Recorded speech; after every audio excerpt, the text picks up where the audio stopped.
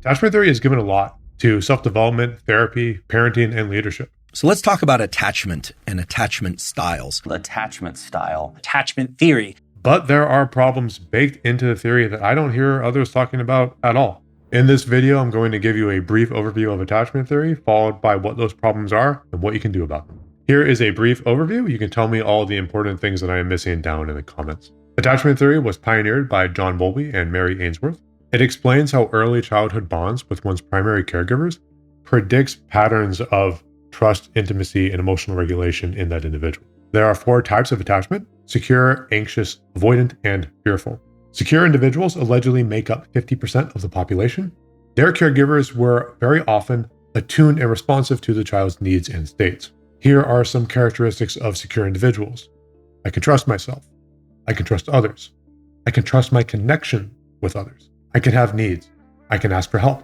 I don't idolize others. I take responsibility and accountability for my actions, and I expect others to as well. And I understand that I and others can make mistakes. Anxious individuals allegedly make up 25% of the population, and this pattern comes about from having parents that were inconsistent with meeting a child's needs and states and being attuned to them for any reason. Some reasons could be things like physical or mental illness, work taking them away, some kind of family drama where they maybe go need to take care of their parents, their own attachment issues, anything of that sort. So the child's needs sometimes get met, and they cannot predict when they will get met or how well they'll get met. They develop this underlying fear of abandonment and will develop strategies to try and draw others towards them. These kind of strategies can include amplifying signals of distress. They might stir up conflict because the connection through conflict is better than no connection at all. They can cling to others and have a hard time letting them go. And they can be overly available with themselves, their own resources, and their time. Effectively, whatever they need to do to keep someone else who's important to them close to them. Some characteristics of an anxious person can include, I can't trust myself. I can trust others, and in fact, I am safer and better off with them. I am unsure if I am good enough or lovable. I so desperately want to be chosen. I want to be picked. I can struggle with boundaries because I fear that having them will push people away. Avoidant individuals allegedly make up 20% of the population. This pattern occurs when one's primary caregivers repeatedly does not meet the child's needs with sensitivity or care. So this child learns to handle their difficulties and their needs on their own, which overlaps with having as few needs as possible. They learn that having needs or being vulnerable often leads to being punished, so expressing their needs is actively counterproductive to those needs getting met. And with that, connection and closeness can then feel really threatening to them. Some characteristics of an avoidant person can include, I can trust myself. I cannot trust other people. I really value my autonomy, and I believe others should as well. I can take care of my needs, and others should take care of theirs as well. Being close with others can interfere with my ability to take care of myself. Fearful individuals allegedly make up 5% of the population. This attachment style is the one that is the least clear-cut of all 4. It's kind of a combination of anxious and avoidant, and they'll vacillate between the two. So they might seek connection with someone else, and then upon getting close to it, they'll then pull off with the avoidant strategy of like, this is scary, I don't want it. But also when they're alone, they have a anxious desire to be as close as possible. So they're in this spot in between where they want closeness, but they're afraid of it. It often has come out of a childhood container where one's caregivers were the provider of structure and support, but also there was something in the dynamic that led the child to be afraid of that structure and support, or the parent in general. There's a lot that can go into understanding whether someone is in a fearful attachment style. So that one is definitely go dig into it and learn more about it. And with all that, if you want to know more about any of these attachment styles, there is a ton of information on Google and LLM, YouTube, and tons of books on Amazon that you can go and check out. So what do you think my first problem with attachment theory is? I'll give you a hint. It has to do with the Dunning-Kruger effect. That is a cognitive bias where people with limited knowledge and competence greatly overestimate their knowledge and competence. Attachment theory has an unequivocal best state. No one's going to look at the list of all the different attachment styles and go, you know what, I'm going to take avoidant. Everyone wants to believe that they're secure. And if they don't and identify as an anxious, avoidant, or fearful, because of the structure of the way that this kind of stuff is portrayed in the first place, they can then see themselves as being less than a secure individual. This first problem is that people are going to believe that they're secure because they want to believe that they have the best kind of attachment system. They don't want the cognitive dissonance of believing that they are a healthy person while also recognizing their insecure attachment. And to be clear, I'm putting healthy person and good inside of quotes to illustrate the narrative and the dissonance. Defining a healthy person is well outside the scope of this video. Closely related to this is my second problem with attachment theory, which is that once someone views themselves or another person in a certain style of attachment, they will then hold them as being that style of attachment, including themselves. Carol Dweck brought forth the context of having a fixed or growth mindset in her book Mindset. In that, we say that someone who has a fixed mindset believes that this is just how they are and they cannot change, whereas someone with a growth mindset believes that they can grow and change. The irony here is that someone can have a fixed mindset about having a growth mindset. If you apply this back to how attachment theory is laid out, I hope you can see the problem. I am secure. She is anxious. I am good.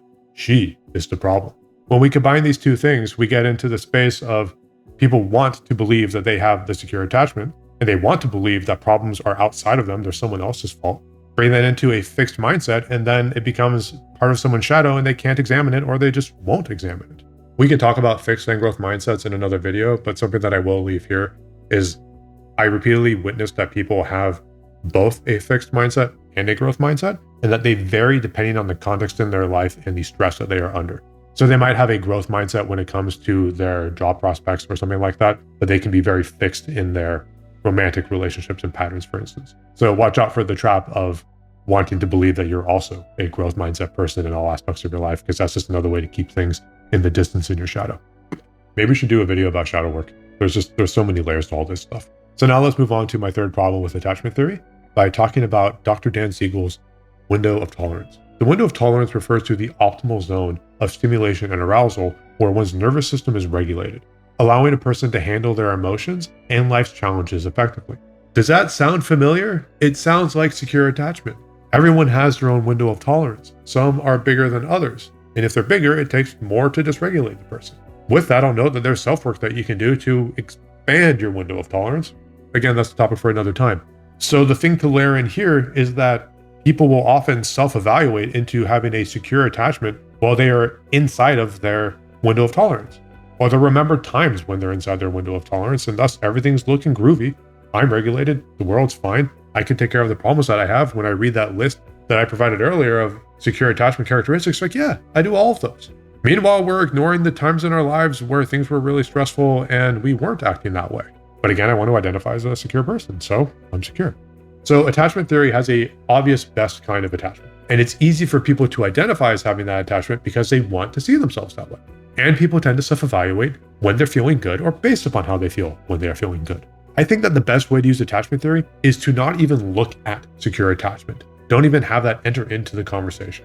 Because where we can get the juice to make our lives better and useful tools about what we can be doing isn't found in being secure while you're secure. I am sure that there are certain contexts with certain people in certain locations in certain moments of your life where you can look at all these things and go like, yeah, I was secure in those moments. And that's great. I'm really happy that you have those. And I am confident that there are the correct type of stimuli or a constellation of occurrences where you will begin to tilt. You will exit a secure stance. You will leave your window of tolerance, and you will start to take on characteristics of an anxious, avoidant, or fearful type of attachment. Let's say that in the same week, you lose your job, your mom breaks her hip, your water heater breaks, and your basement floods. Maybe more than that, maybe less. The point is that you are going to go somewhere, and where you go is what we want to know. No one gets stressed and becomes more secure. Knowing where you tilt towards anxious, avoidant, or fearful, and what is the context that leads you to tilt is super important. This is especially important to know if you self-identify as being secure. In fact, I would say the more that you are certain, positive, don't even dare ask me the question about my security, then I would really implore you to examine where and how you tilt and where you go. That will be extra useful. The game that I'm inviting you to play is one where you examine and map out your edges so that you can knowingly bring loving compassion to yourself when you start tilting in that direction. Especially if you have the context where you can predict where you might go. You're going to spend a weekend with your parents and your partner's going to be there with you. It could be stressful. There's all these different kind of expectations. And you know that in that place, you can take on a more anxious characteristic. If that's going to happen, you can know that that is likely and then buffer things ahead of time to help tend to the needs of how you might start tilting, and thus hopefully have a better time for you and for everyone around you. And like I said earlier, there's a ton of information out there about all the different attachment styles and what helped them. So if you also know what direction you're going to tilt, you can now go and proactively find a book about anxious attachment, find a book about avoidant attachment, and then treat yourself like you're the person in the book. Or you can look at this and go, I can see that my partner, coworker, whatever, they tilt this way as well. And so the more I know about where an avoidant person goes, for instance, then I could also meet them with more compassion, meet them with more patience, meet them with more love. So my invitation to you right now is to think back to a time in your life when things were particularly hard for quite a while, at least a few weeks, possibly several months.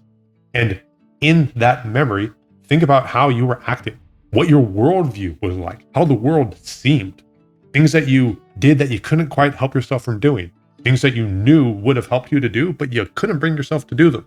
Explore that space when things were hard and look at it through this lens of where might I have been tilting based on these other kind of ways of being that are encapsulated inside of different attachment styles. And after you've done that, look at it through some kind of theme. So let's say this might have been like a time where work stuff was really challenging. Then go and find another period in your life where things were especially hard that, for the sake of this exercise, is in a different genre of life. It could be health or relationships, family, existential dread about the future, whatever. And see inside of that context, again, where you tilt.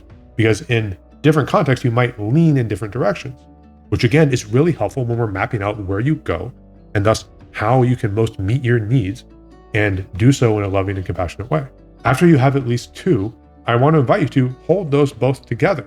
Have humility to see your edges and then go learn what can help. Don't wait for the next storm to come. Go be proactive. If you want help exploring that or any of the things that we've talked about in this video, check out the links in the description. I'd be really happy to talk to you and help. And if you happen to tilt anxious, watch this video next. And if you tilt avoidant, watch that video next.